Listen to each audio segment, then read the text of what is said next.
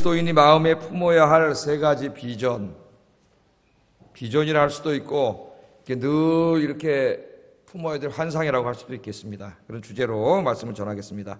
오늘 아침에 우리가 읽은 본문은 지금으로부터 약 한 2700여 년 전에, 예수님 태어나시기 한 700여 년 전에 대략 주전 한 8세기 초에 살았던 이사야라고 하는 선지자가 본 환상에 대한 말씀입니다. 자, 이 환상을 보고 그걸 예언의 형태로 오늘 여기에 쓴 말씀이에요.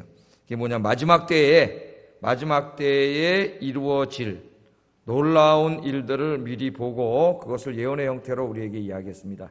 이 세 가지를 예언의 형태로 우리에게 얘기했는데, 이사야가 본 환상 세 가지가 뭐냐 하면은 온 세상 열방 사람들이 하나님의 성전으로 다 돌아오면서 하나님을 예배하고 찬양하는 그런 환상을 봤어요. 지금 뭐 그렇습니까? 안 그렇습니까? 지금 안 그렇죠. 온 세계 열방이 그런 환상을 봤어요. 두 번째는 그 열방 성전으로 몰려온 사람들이 성전에서 하나님이 직접 가르치시는 하나님의 말씀을 듣고 배우고 그 말씀대로 순종하여 살아가는 모습을 봤어요. 살아가는 모습. 지금 안 그러잖아요. 예수 믿는 사람도 잘 말씀대로 안 살아가는데. 예? 온 세상 사람들이 다. 그 다음에 세 번째 본 환상은 하나님의 통치가 완전히 이루어져 가지고 이 땅에 다시는 다툼과 갈등과 싸움과 전쟁이 없는 하나님의 샬롬의 왕국, 평화의 왕국이 이루어지는 환상을 봤습니다. 오늘 요 짧은 4절의 이것에 대해서 우리에게 예언의 형태로 그렇게 말씀을 하고 있는데, 오늘 설교는 이사야가 본 세 가지 환상의 의미를 살펴보고 그 환상을 위해 부름받은 우리의 사명에 대해서 살펴보려고 합니다. 이사야가 환상을 보고 단지 이사야가 자신의 소명으로 삼은 것뿐만 아니라 이것은 오늘 우리의 환상이 되어야 되고 우리의 비전이 되어야 되고 우리가 이루어가야 될 사명이 되어야 되기 때문에 이런 관점에서 오늘 살펴보겠습니다.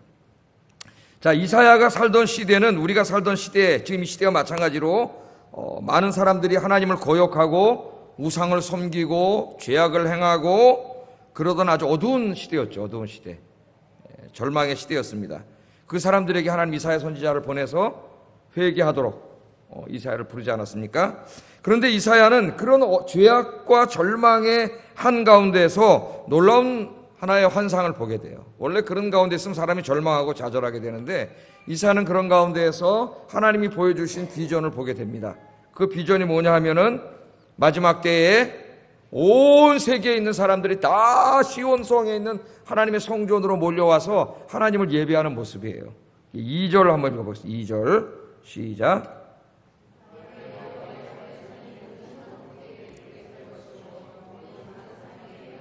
만방이 그리로 모여들 것이라. 아멘. 말이래. 마지막 때에 그런 말이죠. 마지막 때에 여호와의 전의 산이, 말씀 이제 그대로 보세요. 여호와의 전의 산이 뭐예요? 여호와의 성전이 있는 산이죠. 산. 예? 시온성이 있는, 예? 그 여호와의 성전이 있는 성을 예루살렘 성이라고도 하고 시온성이라고도 하고 다 같은 말이죠. 예. 그 산이 모든 산들보다 더 꼭대기에 굳게 설 것이다. 그래, 굳게 설 것이다. 뭔가 좀 상징적인 말이죠. 네, 상징 언어입니다. 모든 작은 산 위에 뛰어나리니, 그러니까 여호와의 성전이 있는 그 산이 모든 산보다 더 우뚝 솟아가지고 나머지 산들은 낮은 산이 된다는 거죠. 우뚝 그 산이 솟는다는 거예요. 그래서 어떤 일이 벌어진다는 거예요. 만방이, 온 세상에 있는 사람들이 다 여호와의 전으로 몰려와. 그런 말입니다. 몰려올 거다. 그런 말이에요. 이게 무슨 말이냐면은 고대 사람들은 이제 자기 신전을 지을 때 될 수 있는 대로 높은 산에다 졌습니다. 하늘과 가장 가까운 산에다 졌어요. 그래야 그 신이 가장 위대한 신이라는 이들의 그 믿음이죠. 미신. 그런 믿음이 있는 거예요. 그러니까 경쟁적으로 자기의 신전을 어디다 져요? 높은 산에다 짓는 거예요. 그 예루살렘 성전도, 하나님의 성전도 산에 있습니다. 높은 곳이에요. 그런데 이방 신전보다는 아래에 있어요. 아래. 제일 높은 산이 아니에요. 이방 신전에 있는 산들이 더 높아요. 예? 그러니까 이 바알이나 아세라나 이런 이방신을 믿는 사람들이 자기들이 어떻게 생각했냐면, 야, 우리의 신전이 더 높은 산에 있으니까, 높이 있으니까 여호와는 우리 신 미치다. 별 볼 일 없는 신이다. 이렇게 생각을 했단 말이에요. 이사야가 살고 있던 시대에. 그런 시대의 상황을 염두에 두고 지금 이 말을 한 거예요. 그러니까 그래야 이해가 되겠죠. 말이래는 반대가 될 거라는 거죠. 그럼 산이 갑자기 확 올라갈까요? 예루살렘 성전에 있는 산이 융기를 해가지고 이 산보다 더 팍 올라간다는 말은 아니겠죠. 이게 무슨 말이에요? 마지막 때가 되면 누가 진짜 참 신이고 참 하나님인가가 밝혀져. 하나님의 성전에 누가 임해요? 하나님께서 강림하시는 거죠. 영광 중에. 하나님께서 영광 중에 강림하시기 때문에 온 세상 열방 사람들이 자기가 믿는 그 우상이 최고 신인 줄 알았다가 진짜 하나님이 영광 중에 성전에 임재하시는 모습을 보고, 아, 이제까지 우리가 속았구나. 야훼 하나님이 진짜 창조주 하나님이고 진짜 하나님이구나. 그걸 깨닫게 된다는 거예요. 마지막 때에 깨닫게 돼서 온 열방이 다 어디로 몰려온다고요? 하나님의 성전. 야, 야훼가 진짜 하나님이구나. 야훼 하나님이 다 예배하고 찬양하러 그리로 몰려오게 될 거다, 그 말입니다. 그러니까 그 당시 사람들이 들으면 비웃을 거예요. 뭔 소리 하는 거야, 저 사람. 저 과대망상증 환자 아니야? 그 당시에는 더더군다나 이스라엘 민족만 하나님을 예배하는 민족이고 나머지 전 세계는 하나님도 모르는 사람들이. 지금 이사야 시대에는 이스라엘 민족조차도 지금 하나님을 예배하지 않고 우상 숭배하는 자들이 허다한 그런 사회인데, 이사야가 지금 이런 얘기를 하는 거죠. 자기가 본 환상을 예언적인 형태로 다 얘기하는 거예요. 온 세상 사람들이 하나님의 전으로 다 몰려오게 될 거다. 자, 여러분, 이 말씀을 우리가 어떻게 적용해야 되겠습니까? 우리가 살고 있는 21세기 한번 생각해 보세요. 사람들이 지식의 바벨탑, 경제의 바벨탑을 쌓아놓고 그것들을 신으로 섬기고 있습니다. 과학과 경제, 그죠? 이제 4차 산업혁명 시대에 접어들었고, 우리의 지식은 무한하고 그 지식을 무한히 발전시켜서 대형 아주 그냥 엄청난 컴퓨터를 만들고 앞으로 인간 사회는 무한히 발전할 거라고 하는 이런 환상, 지식에 대한, 과학에 대한, 그게 바로 바벨탑이고 그게 바알신이에요, 현대인들이. 또는 경제를 계속 발전시켜가지고 그 당연히 경제 성장이 따라오겠죠. 돈이 많아지고 풍요로운 사회가 되고 뭐가 다시 바알이 됐어요? 돈, 지식, 과학. 그래서 인간이 쾌락을 즐기고 그게 인간들이 꾸는 꿈이에요. 오늘 21세기에 현대인들이 그렇게 과학과 지식과 돈과 세상의 쾌락과 권력과 이런 신을 섬기며 살고 있습니다. 오늘날 사람들이 뭐라 그러죠? 지식인들이 이 세상에 존재하는 것들, 인간을 포함한 모든 생명체들은 하나님께서 창조한 것이 아니다. 말도 안 되는 소리 하지 마라. 리차드 도킨스 같은 영국의 지금 고생물학자, 그 일당들이 지금 계속 책을 막 써내고 있어. 이것들은 다 그냥 이 우주와 생명은 우연히 그냥 어느 날 뻥 하고 빅뱅 터져가지고 우연히 생겨났고, 그 우연히 생긴 빅뱅하고 5분 만에 이 우주가 다 만들어졌대요. 지금 90%가. 그건 말도 안 되는, 그게 과학입니다, 지금. 그 과학이 별게 아니에요. 그런 것을 어떻게 하는 거예요? 가정하는 거예요, 가정. 지가 봤어? 그 과학이 아니에요. 시작은, 과학의 시작은. 과학은 관찰에서 시작하잖아요. 관찰하지, 지가 봤어요, 그거를? 50억 년, 60억 년 전은? 추측이에요, 추측. 과학이 별것도 아니에요. 뻥 터져가지고 있다가 그 지구라는 거 저 우주 어디 조그만 곳에, 거기 그 좁아돼서 뭐가 삐직삐직하고 우연히 뭐 단세포 생물이 생겨나가지고 아메바가 생기고 단세포 생물이 생기고 이래가지고 그게 수억 년 동안 진화해가지고 이렇게 멋있는 사람이 됐다네. 그러면서 뭐라 그래요? 진화론을 주장하고, 학교 진화론 다 가르치잖아요, 애들한테. 여러분의 자녀들이 초등학교 5학년이 되는 순간 믿음이 흔들린다는 걸 부모님은 인지하고 있어야 돼요. 학교 가면 애들이 이제 그때부터 과학을 배우면서 과학이 지식이고 진리이고 성경은 신화, 이런 생각이 자연스럽게 들어갑니다. 아이들 마음속에. 학교를 장악당했잖아요. 학교 안 보낼 수 있어요? 미국에는 교회에서 하는 학교들이 있어가지고 미국 아이들에게 과학을 가르칠 때 창조론에 입각한 과학을 가르칩니다. 백하북이라고. 우리나라는 없잖아요. 그래서 미국의 초등학교, 교회에서 웬만한 규모가 있는 교회 초등학교를 하는 경우가 많아요. 사립학교로. 전혀 다르게 배워요. 전혀 다르게. 어려서부터. 그 세계관이 세워질 때. 진화론, 그 다음 진화론 입각한 무신론, 무신론이 뭐야? 하나님 없다는 거 아니에요? 에? 돈이 최고고 권력이 최고고 이 세상을 즐기는 게 최고고 그런 신들을 섬기면서 지금 살아가는 그런 한가운데 우리도 있어요. 이사야처럼. 이런 한가운데서 우리가 어떤 꿈을 꿔야 된다는 겁니까? 이사야의 꿈을 꿔야 된다는 거예요. 지금은 그렇지만 언젠가는 이 무신론자들이, 이 진화론자들이 다 회개하고 하나님의 전으로 다 몰려와 하나님을 찬양하고 예배하는 그런 환상, 그런 비전을 가슴에 품고 그런 꿈을 꿔야 된다는 거예요. 하나님이. 그렇게 우리에게 말씀하시는 거예요. 우리가 가져야 할 꿈이에요. 우리 꿈이 있잖아요. 집도 하나 사고, 그죠? 이쁜 집 하나 짓고 노후를 거기서 편안하게 가족과 함께 보내고 뭐 그런 꿈도 나쁜 거 아니죠. 그런 꿈도 우리 인간이니까 충분히 가질 수 있지만 우리 기독교인들의 꿈이 고작 거기에 머무르면 안 돼요. 그건 안 믿는 사람들 수준의 꿈이고 우리는 어떤 꿈을 꿔야 돼요? 지금부터. 이 땅의 진화론 자들, 무신론 자들, 하나님 없다고 조롱하는 자들, 이런 우리 주변에 많잖아요. 그런 사람들이 우리 가족일 수도 있습니다. 한 집에 사는 사람일 수도 있어요. 내 친구도 있습니다. 내 친척도 있고 이웃도 있고 직장 동료도 있고 내 주변에 있어요. 그 사람들이 지금은 하나님을 모르고 있지만 오늘 이 주일날도 어디 등산 갔는지 어디로 놀러가고 교회 오지 않지만 그러나 저들이 언젠가는 하나님의 성전으로 다 몰려와서 하나님을 찬송하고 예배할 날이 반드시 온다. 그런 꿈을 꾸고 계십니까? 여러분 마음에. 그런 꿈을 가진 사람 기도하겠죠. 그렇게 되게 해달라고. 그런 이사야가 꾼 꿈을 우리에게 꾸라 그렇게 말씀한 거예요.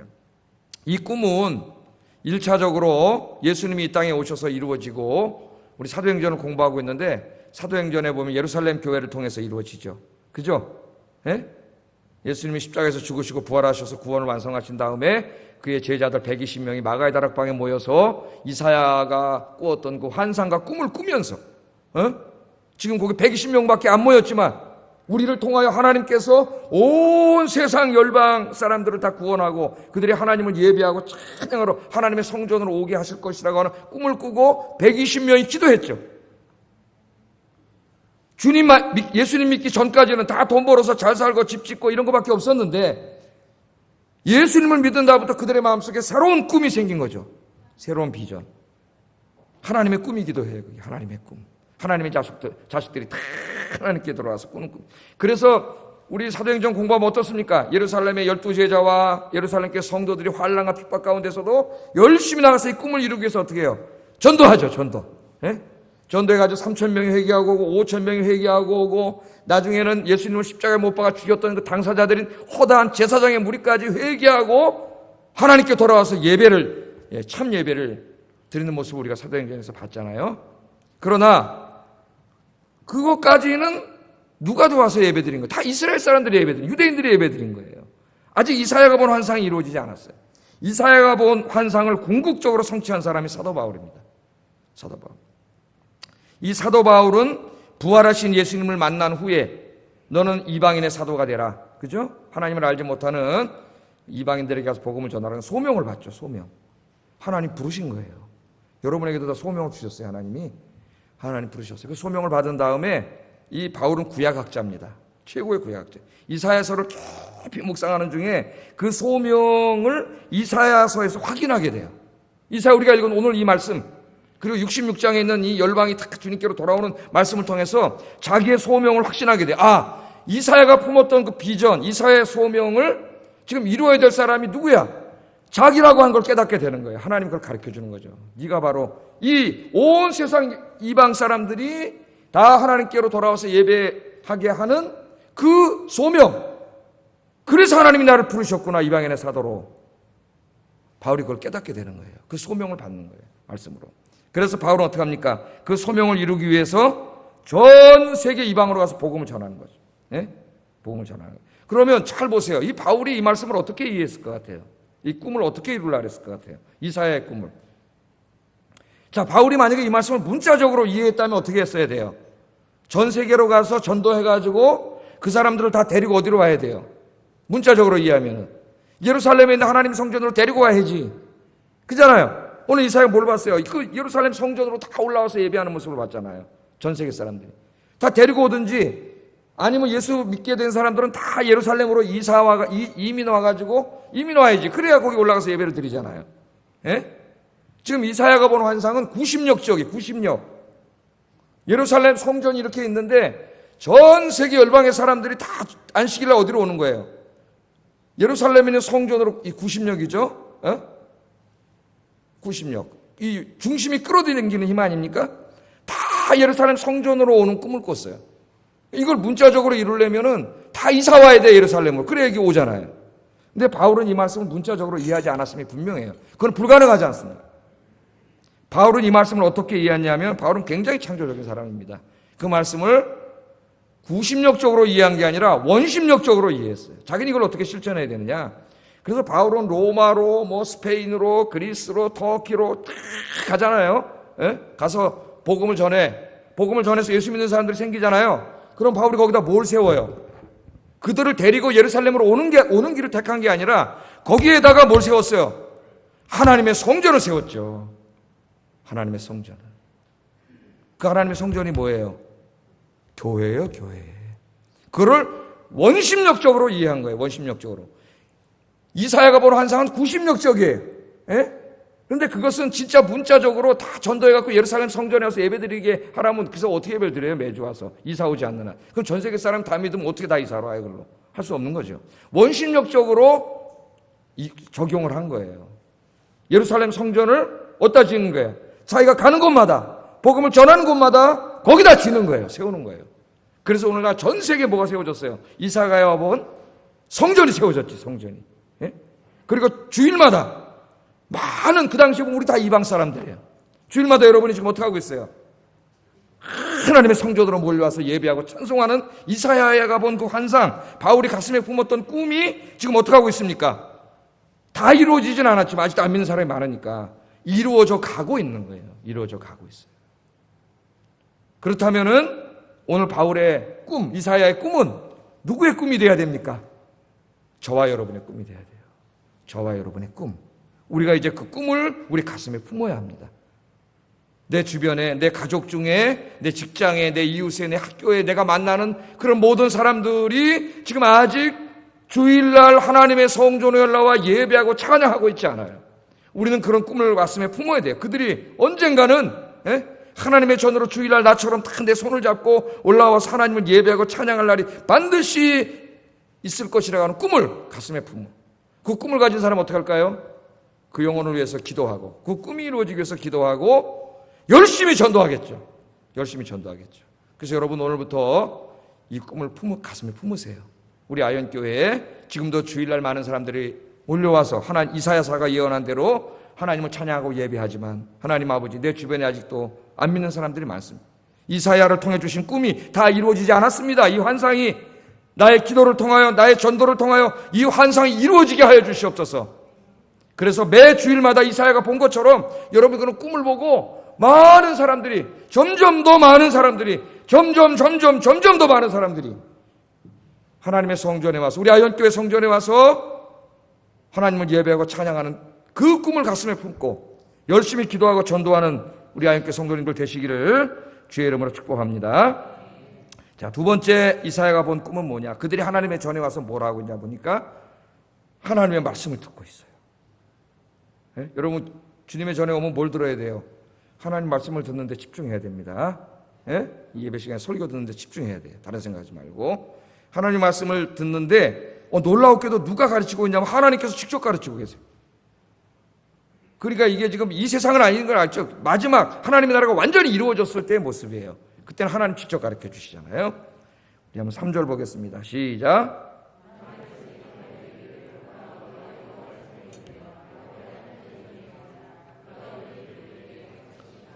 우리가 그 길로 행하리라 하리니 이는 율법이 시온에서부터 나올 것이요 여호와의 말씀이 예루살렘에서부터 나올 것이라. 아멘. 이사야가 살던 시대를 한번 생각해 보세요. 이사야가 이 꿈을 가슴에 품었을 때 그때 어땠습니까? 이사야서를 우리가 읽어보면은 하나님의 언약 백성들조차도 하나님 말씀을 무시하고 탐욕과 쾌락에 빠져서 거짓말하고 속이고 미워하고 다투고 음란하고 사치를 일삼고 쾌락을 즐기고 그렇게 살고 있던 절망과 어둠의 세대, 하나님 백성들조차도. 이사야서 1장부터 6장까지 읽어보세요. 여러분. 지금 안 그런가요? 지금도 마찬가지죠. 이사야는 그러한 죄악이 가득 찬 세상 한가운데서 미래의 어느 날 사람들이 하나님의 성전으로 몰려와 하나님의 말씀을 듣고 하나님의 말씀에 순종하여 거룩하고 의롭고 선하게 살면서 사랑을 베풀면서 그렇게 사는 모습을 보고 있습니다. 그럼 이 땅이 무슨 나라가 될까요? 하나님 나라가 되는 거죠. 하나님의 나라가. 예? 그때 누가 가르치느냐? 하나님이 가르칠 거라 그래요. 그러나 지금은 아직 하나님 나라가 완성되지 않았어요. 그러므로 하나님은 지금은 직접 가르치지 않고 누구를 통해 가르치세요? 인간을 통해서 가르치죠. 그 당시에는 이사야를 통해서, 바울 시대에는 바울을 통해서, 그리고 수많은 목회자들을 통해서 지금은 하나님이 가르쳐요. 하나님 대신해서 하나님 말씀을 여러분에게 가르치는 거죠. 그죠? 하나님 말씀을 대신해서 가르치는 거예요. 자, 그래 가르치는 자가 인간이라고 하는 것은 우리에게 많은 주의를 요하기도 합니다. 인간이기 때문에 거짓 선지자들의 거짓 가르침이 너무 많다는 거죠. 너무 많다. 그러므로 성도들은 하나님의 말씀을 배우기 위하여 다른 곳으로 가지 말고 어디로 지금 와야 돼요? 하나님의 성전으로 와야죠. 하나님의 성전. 이단들이 자꾸 뭐라 그래 와서 신천지 같은 게.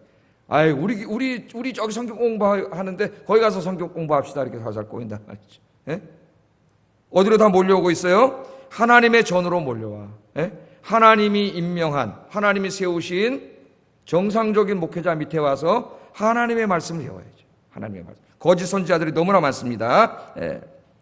자, 그런데 오늘 말씀을 자세히 보면은 사람들이 하나님의 말씀을 배우려고 막 들으려고 힘쓰는 모습이 보이는데 가만히 보면은 하나님의 말씀을 배우는 것 자체가 목적이 아니에요.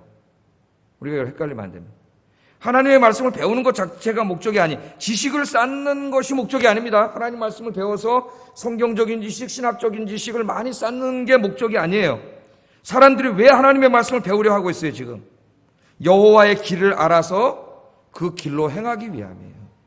인생을 향한 하나님의 뜻이 무엇인가를 알아야, 그것을 올바로 알아야지만 하나님이 기뻐하시는 삶을 살 수 있기 때문에 알지 못하는데 어떻게 살아요? 알지 못해서 짓는 죄가 너무 많아요. 초신자 때 몰라도 하나님의 말씀을 노력해서 알아가야 됩니다. 교회 와서 열심히 설교 듣고 성경 깊이 묵상하고 공부하면서 하나님의 뜻, 하나님의 진리의 말씀을 알아가야 돼요. 그런데 그 아는 것 자체가 목적이 아니라 그 말씀을 왜 알려고 그래요? 알아야 하나님 뜻대로 살 수 있으니까. 근본적인 목적은 하나님의 뜻에 순종하여 살기 위함입니다. 하나님을 기쁘시게 하는 삶을 살기 위함이에요. 그래서 하나님의 말씀을 배우려고 하는 거예요. 우리 시편 119편 33절 34절 읽어보겠습니다. 시작.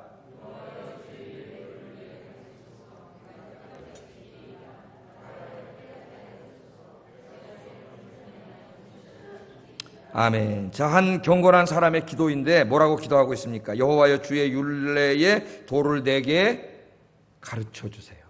가르쳐 주세요. 왜 가르쳐 달라 그래요? 내가 끝까지라는 말은 뭐예요? 그 큰 토시 하나까지도 다 지키리이다. 왜 하나님 말씀을 가르쳐 달라 그러니까? 말씀대로 지키기 위해서예요. 지키기 위해서. 그 다음 또 보세요. 더 다시 조금 부연해서 강조합니다. 나로 하여금 깨닫게 하여 주소서. 깨닫는 게 은혜입니다, 여러분. 깨닫게 하여 주소서. 왜 깨닫게 달라 그래요? 내가 주의 법을 준행하여 전심으로 지키기 위해서. 지키기 위해서. 우리가 하나님 말씀을 듣고 배우고 열심히 묵상해야 돼요. 그 목적이 뭐예요? 그 자체가 목적이 아니에요. 성경 지식이 많아지는 게 목적이 아니에요. 그 하나님의 올바른 뜻을 알아서 그 말씀대로 살아야 되기 때문에 내 가정생활, 자녀 양육, 직장생활, 공부하는 거, 돈 버는 생활, 내 여가생활 등 내 삶과 연관된 모든 부분에서 하나님이 기뻐하시는 길을 알아야 되기 때문에 그래서 하나님의 말씀을 배워야 되는 거예요. 하나님의 말씀을. 지식을 쌓는 게 목적이 아닙니다. 공부만 하면 머리만 커져서 비판적인 사람이 돼요. 이상한 사람이 돼요. 하나님의 말씀을 묵상하고 배우는 목적이, 여러분 큐티 하시잖아요. 큐티하는 목적이 뭐예요? 오늘 하나님 나에게 주신 이 말씀을 통해 그 말씀대로 내가 살고자 함이잖아요. 살고. 큐티를 맨날 하면 뭐해? 큐티 해놓고 덮어놓고 내 멋대로 사는데 아무 의미가 없어요. 아무 의미가 없어요. 사도 바울이 이렇게 이야기하죠. 로마서 12장 2절 읽어보겠습니다. 시작.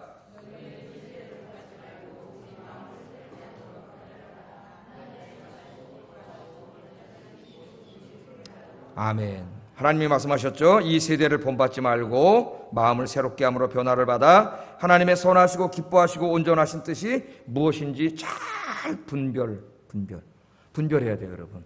내 삶의 모든 부분에서 하나님이 선하시게 여기시고 기뻐하시는 뜻이 무엇인지를 말씀 묵상과 말씀 공부를 통하여 잘 분별해야 돼요. 내가 뭐 하나 하는 것까지도 잘 분별해서 하나님이 기뻐하시는 뜻을 행해야 된다 그랬어요. 그러려면 주의 말씀 묵상하고 알아야 돼요. 하나님의 나라가 임하면 하나님의 말씀에 불순종하는 자가 없습니다. 다 하나님 말씀대로 살아가요. 그래서 이 땅이 뭐가 돼요? 하나님의 나라가 돼요. 거기 전쟁이나 다툼이나 미움이나 싸움이나 갈등이나 이런 게 없는 하나님의 나라가 이루어져요. 오늘 우리 그리스도인들만이라도 하나님의 말씀을 깊이 묵상하고 배워서 그리스도인들만이라도 하나님의 말씀대로 살아야 돼요. 그러면 그만큼 우리가 순종하는 만큼 이 땅에 뭐가 이루어지는 거예요? 하나님의 나라가 이루어지는 거예요. 하나님의 나라가. 여러분 직장에서 순종하면 직장에 하나님 나라가 이루어지는 거예요. 하나님의 말씀대로 사는데 거짓말 하겠어요? 속이겠어요? 음란한 짓 하겠어요? 악행을 행하겠어요? 그러지 않을 거 아니에요. 의롭고 거룩하고 선하고 그죠? 용서하고 이해하고 사랑하고 그렇게 살지 않겠습니까, 여러분? 하나님 말씀대로 살면. 오늘 오신 여러분들이 그런 꿈을 갖고 말씀을 듣고 배우는 일에 힘써서 주의 뜻대로 사시는 여러분들에게 주의 이름을 축복합니다. 자, 마지막 하나 이사야가 본 환상이 뭐냐면은 마지막 때에 하나님의 통치가 완전히 이루어져가지고 평화의 나라, 샬롬의 나라가 이루어지는 환상을 봤어요. 이사야가 살던 시대는 매일 전쟁이 있던 시대입니다. 이 민족이 저 민족을 치고 이 민족이 저 민족 죽이고 싸우고 갈등하고 자기 나라 안에서도 빈부의 차이가 있고 갈등이 있고 분열이 있고 이런 사회예요. 그런데 그 가운데 어떤 환상을 봤어요? 하나님의 절대적인 샬롬, 평화가 이루어지는 꿈을 꿨어요. 여러분도 그런 꿈을 꾸세요. 지금 우리나라 남북 분열 가운데 언제 전쟁이 날지 모르고 우리나라 안에 좌익분자, 우익, 좌우가 해가지고 지금 엄청난 갈등 이런 가운데 있잖아요. 하나님의 나라가 임하면 이런 게 다 없어져. 그런 꿈을 우리가 꿔야 됩니다. 자, 4절 한번 읽어보겠습니다. 4절 시작.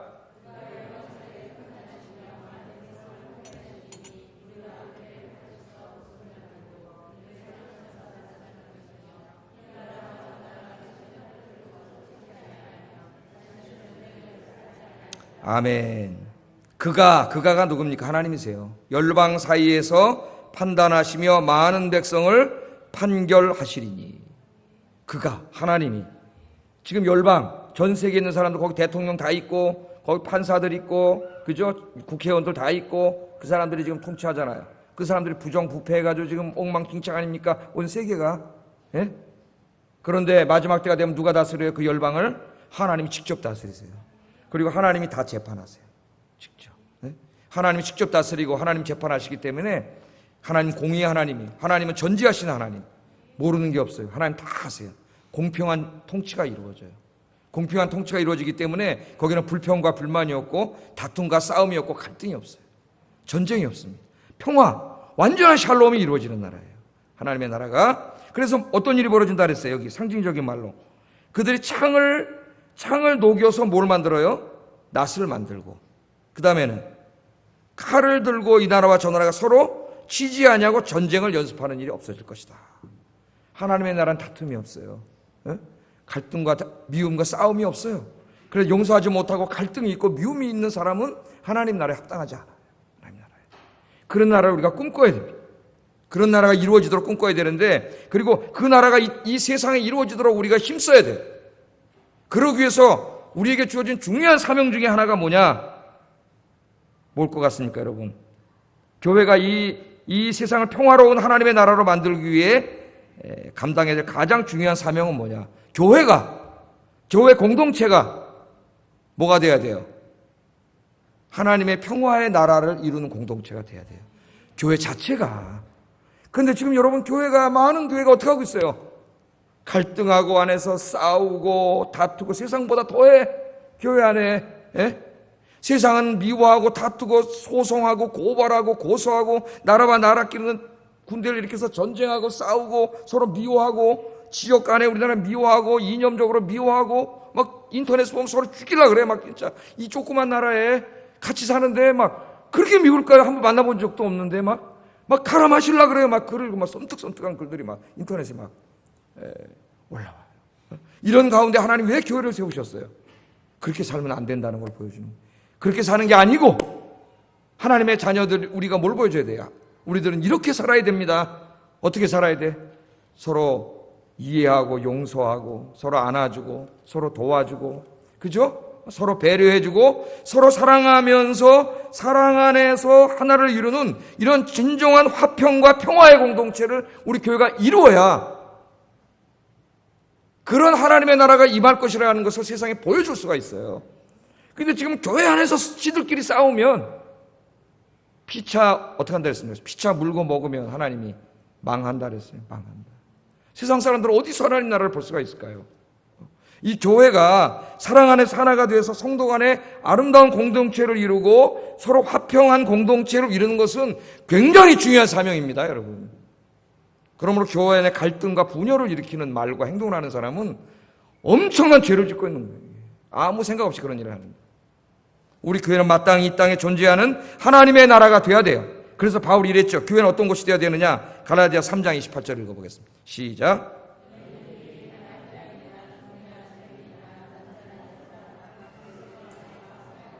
아멘. 교회는 어떤 곳이 돼야 돼요?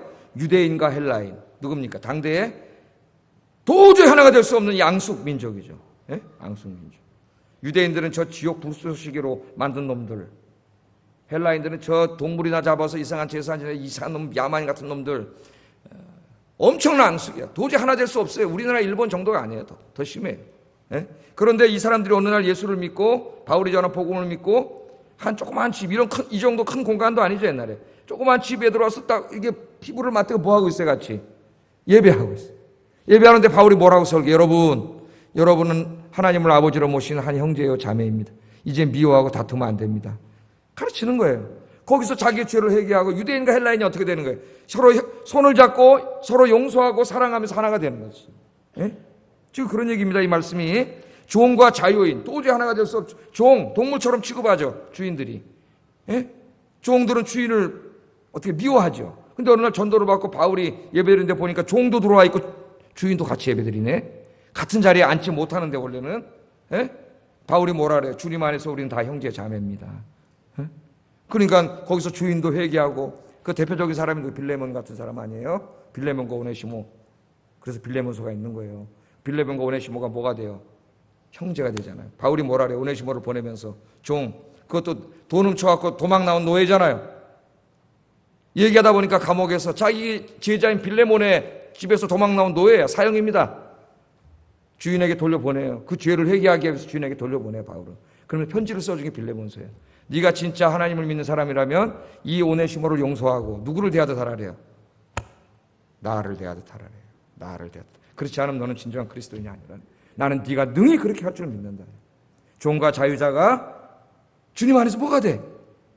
형제가 되고 남자와 여자가 마찬가지. 예?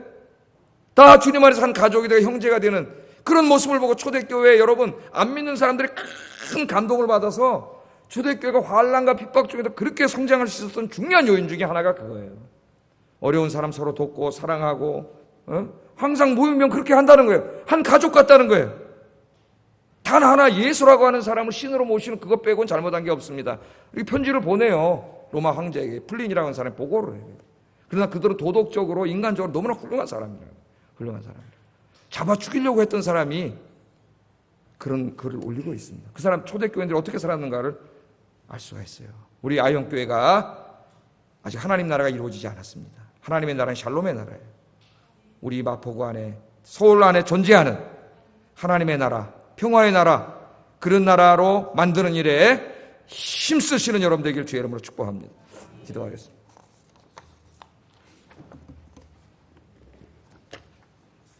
말씀을 생각하면서 기도하겠습니다. 온 열방이, 내 주변에 예수 믿지 않는 모든 사람들이, 하나님을 아직 알지 못하는 내 가족들이 다 하나님의 전에 나와 함께 내 옆자리에 앉아서 하나님을 찬양하고 예배하는 그런 환상을 가슴에 품고 기도하면서 열심히 전도하게 하소서.